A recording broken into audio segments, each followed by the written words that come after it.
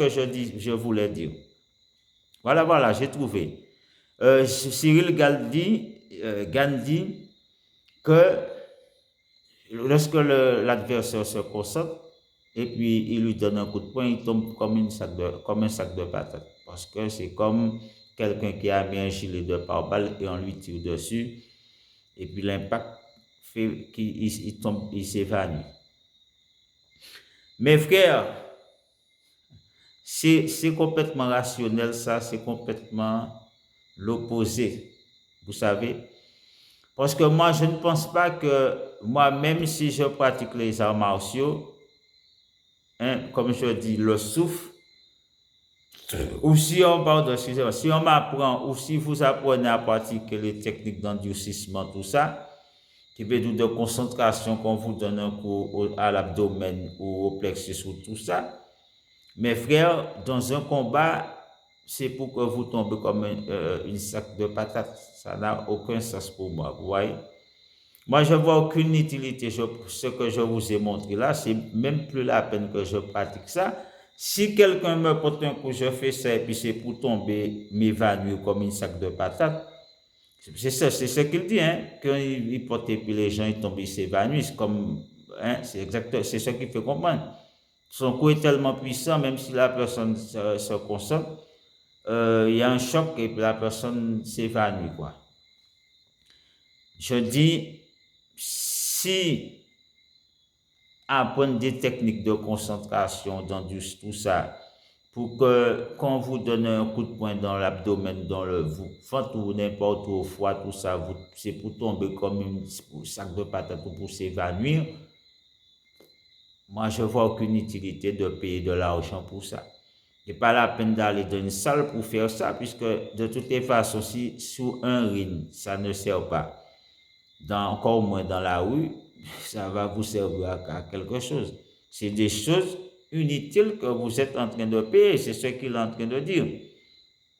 Mais je dis que si les gens au Okinawa ou en Chine ou dans plusieurs pays, ils apprennent ces techniques-là, mes frères, c'est pas pour qu'ils tombent comme un sac de patates, sûrement pas. Et c'est pas non plus aussi, mes frères, pour qu'ils puissent s'évanouir comme si c'était je ne sais quoi, comme une fleur fanée, ils tombent, ils s'évanouissent parce qu'on leur a donné un coup.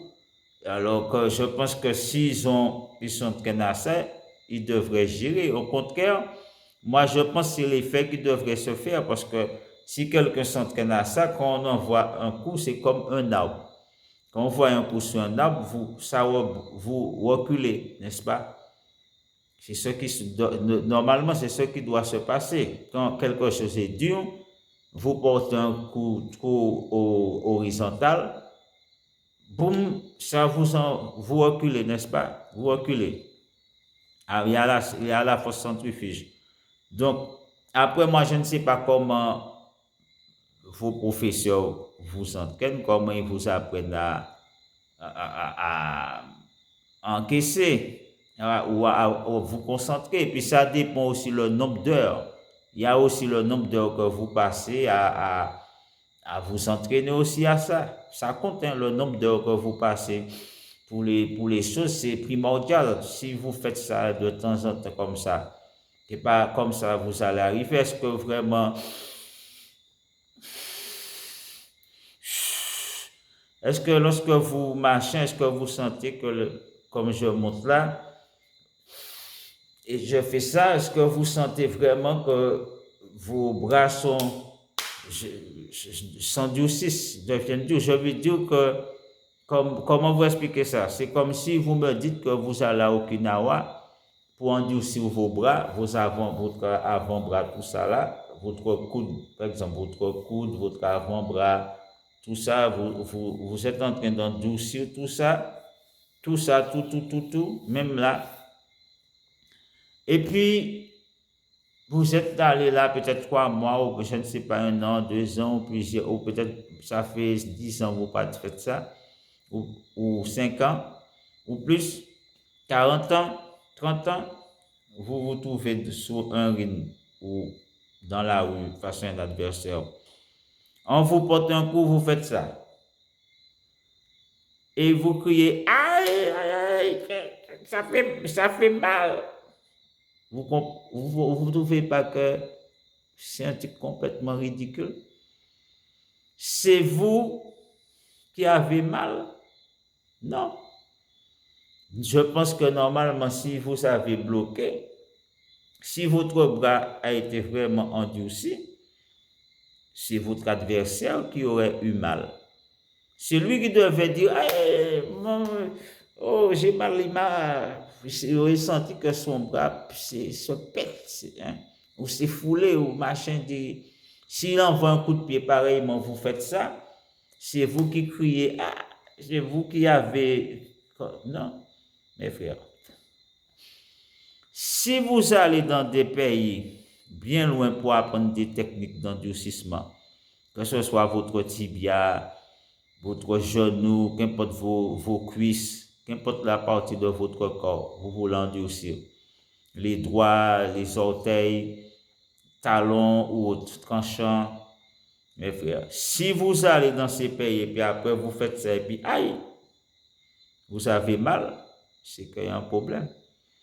Si quelqu'un vous porte un coup, c'est vous que vous bloquez, puis c'est vous qui avez mal, même lorsque, mes frères, c'est qu'il y a un problème.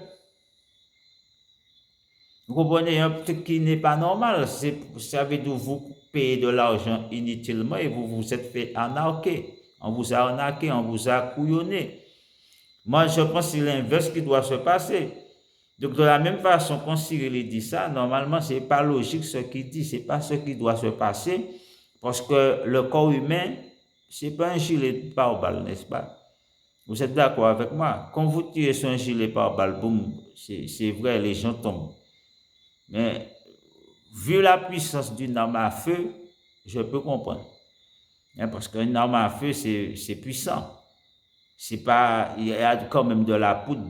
Parce que quand on parle de balle, derrière la balle, il y a la poudre. Vous savez, c'est de la poudre qu'il y a. C'est comme pour le canon, on met de la poudre et puis on voit les dégâts. Donc derrière la balle, il y a de la poudre et puis mettre la balle sur la poudre. Donc quand on fait clac, on peut comprendre que la poudre, comme on dit, ça prenne feu. Comme si ça prenne feu et puis c'est une petite étincelle, ça prenne feu et puis boum. C'est ça qui fait ça. Donc, c'est comme si vous allumez une dynamite. Eh bien, il ne faut pas attendre que tout ne va pas voler en éclats. Donc, moi, je ne confonds pas un coup de poing avec une balle. Parce qu'une balle, on sait les dégâts, ça cause. Donc, même si la personne a un gilet pare-balles, c'est normal. Parce que vu la puissance que se dégage d'une arme à feu, un être humain n'est pas non plus une arme à feu. Donc, et non plus, comme je dis, un être humain n'est pas un gilet pare-balles parce que je suppose que ton corps ne peut pas bloquer une balle non plus. Donc, il ne faut pas que Cyril est en train de déconner. Et pour moi, je trouve que Cyril déconne parce que le corps humain n'est pas adapté pour arrêter une balle. Vous comprenez? Donc, je ne vois pas l'intérêt de prendre un gilet pare-balles et puis un coup de poing sur un corps et puis une balle sur un gilet. Ça n'a aucun sens. Vous comprenez? Parce que le corps humain peut encaisser un coup de poing, mais il ne peut pas encaisser une balle. Vous comprenez? Le corps humain ne peut pas encaisser une balle, mais il peut encaisser un coup de poing, un coup de pied. Il peut encaisser des coups de poing, des coups de pied, des coups de coude, parfois, mais si c'est une balle, on sait que toutes les chances que ça finit à la morgue, dans le coma, ça finit au cimetière. Le corps humain n'est pas fait pour arrêter une balle. Mais le corps humain peut arrêter un coup de poing, il peut arrêter un coup de genou. Donc moi, je ne vois pas l'intérêt d'aller dans ces eaux-là parce que ça n'a rien à voir, strictement rien à voir, mes frères. Donc, et comme je vous dis, mes frères, ce qu'il dit là, c'est un peu de la connerie pour moi. Je pense que le combat arrive, donc il commence à... Hein, il essaie de commencer à effrayer Francis Gall en disant, bon, le corps combat, titi patata. Mais on sait que le corps humain peut arrêter un coup de poing, mais il ne peut pas arrêter une balle. Donc, réfléchissez bien sur ça, mes frères. Ne vous laissez pas tromper par l'adversaire parce que l'adversaire veut tout faire pour déstabiliser Francis Ngannou. en espérant que, bon, il va jouer dans sa mémoire en lui disant, bon, quand il va prendre son coup de poing, c'est forcément, s'il bloque, il va tomber comme un sac de patates, il va s'endormir comme un bébé. Mais on sait que c'est pas la réalité. C'est pas la réalité. Hein? Un coup de poing au corps, c'est très rarement que les gens tombent. Ça, sauf si c'est dans une zone de points vitaux. Mais si c'est pas n'importe où sous le corps humain qu'on donne un coup de poing que la personne va tomber. Donc, il faut aussi le dire. Alors, moi, c'est ce que je disais. Donc, je vous invite à réfléchir. Francis Ngannou, tout ça, ne te laisse pas déstabiliser par ce qu'il dit. Vous comprenez? Parce que fais ce que je te dis et tu verras la grande différence. Prends respiration profonde, contracte tes bras, contracte tes pectoraux, contracte ton ventre.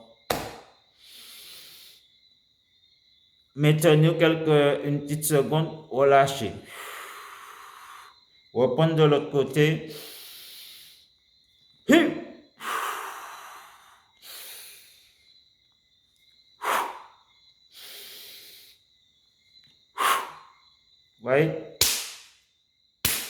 Parce que si on... Hein, parce que ça, c'est important de faire ce travail que je dis. Parce que si on vous montre ça mal, quand vous allez faire ça, on va vous donner un coup, vous aurez mal. C'est logique. Parce que vous lâchez, c'est-à-dire trop rapidement votre respiration. Quand vous portez un coup, parce que il faut, comprenez?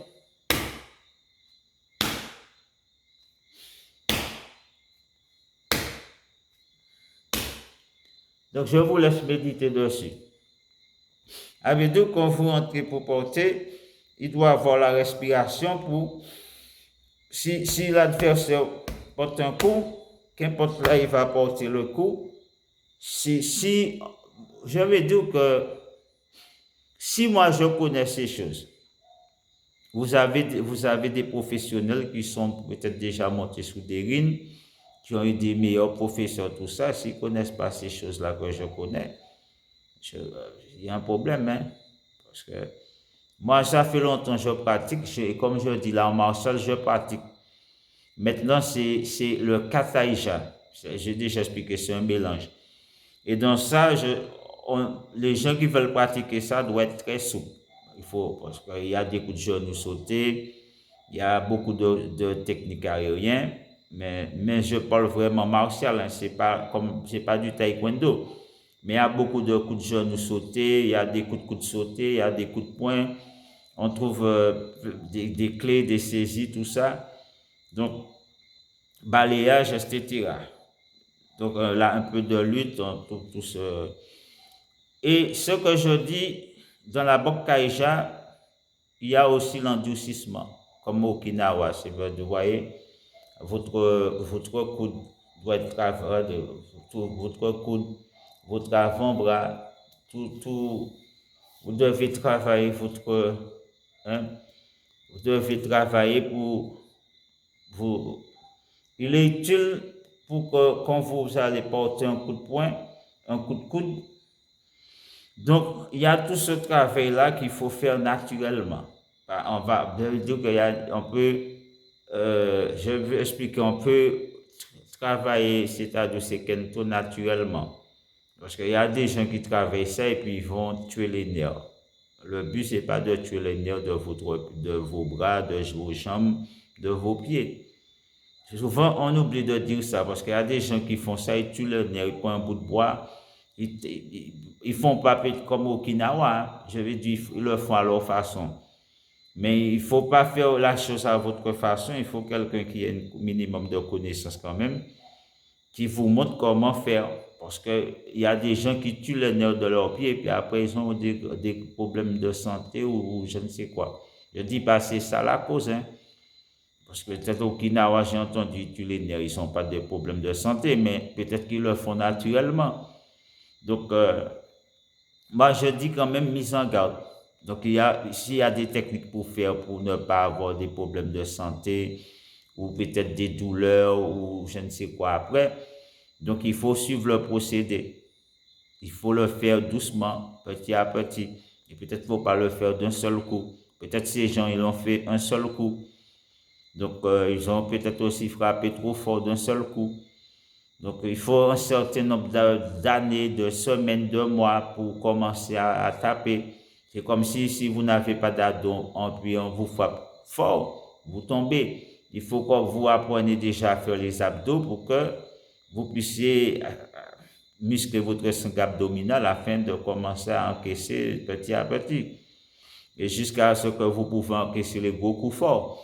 Donc moi je dis Francis Ngannou, plus force. À bientôt. Ne te laisse pas déstabiliser par Cyril qui, qui dit des choses, coup de poing, patiti, patata. Non, c'est pas la réalité ça.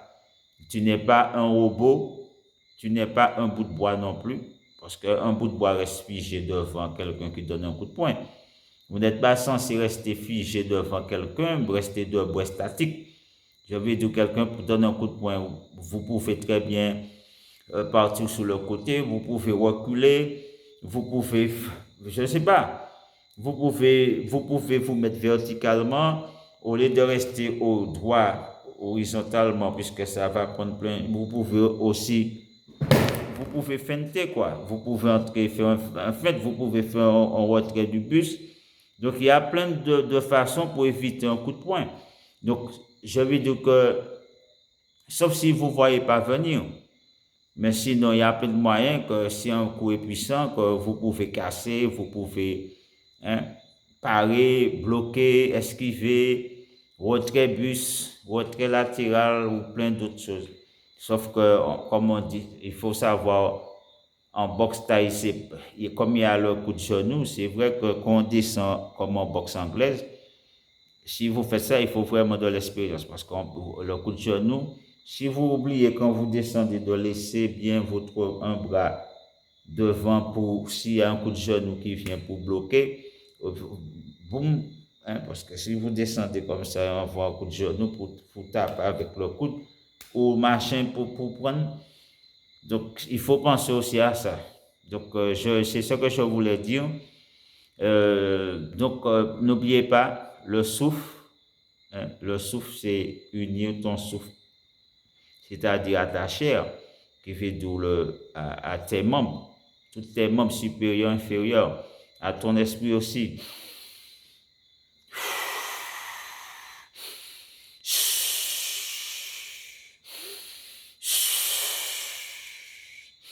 Comprenez?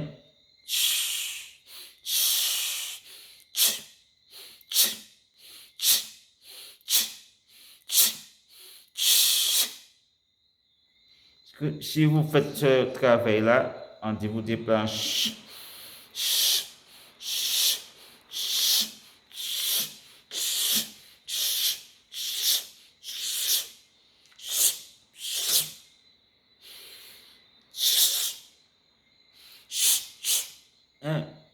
Il faut, donc c'est où ça je vous dis bye bye. À bientôt, très bientôt si je peux apporter d'autres conseils. Parce qu'il y a plein de conseils que je peux vous apporter. Ça fait longtemps que je pratique les arts martiaux, j'étudie aussi le corps humain aussi. Et comme je vous ai dit, normalement, nous sommes censés marcher sous le talon ou répartir les trois côtés. Je vous ai montré, répartir le poids en trois et après ça, c'est réparti en six. Trois par là, trois par là, pour ne pas être trop lourd aussi. Et puis, bon, quand on nous dit qu'il faut se mettre droit en arts martiaux, il faut savoir que il ne faut pas que notre lambert soit droit. Puisqu'on a la colonne vertébrale ne doit pas être droit. Si vous êtes droit, ce n'est pas bon. Ce n'est pas ce qu'on appelle droit. Ce qu'on appelle droit, c'est votre tête et puis votre talon et vos fesses. C'est la hanche. Et ce n'est pas le lambert. Ce n'est pas le creux. Je dis le creux qu'on a là, ça n'a rien à voir. Il ne faut pas vous mettre droit. Parce que si vous voulez porter un coup de poing, vous allez vous rendre compte que vous aurez du mal à porter un coup de poing. Je veux dire, comme je disais, c'est des petites corrections que j'apporte pour que vous compreniez. Si vous voulez porter un coup de poing, il est essentiel d'avoir le creux là dans le lambert pour pouvoir porter le coup de poing.